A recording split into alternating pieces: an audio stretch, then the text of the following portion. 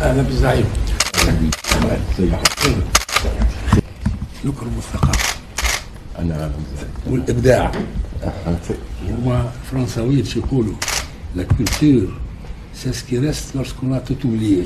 بص، احنا عندنا في البيت كلهم بيتكلموا فرنساوي بالطبع. فاعرف انهم بيشتموني على طول لان انا ما بعرفش فرنساوي.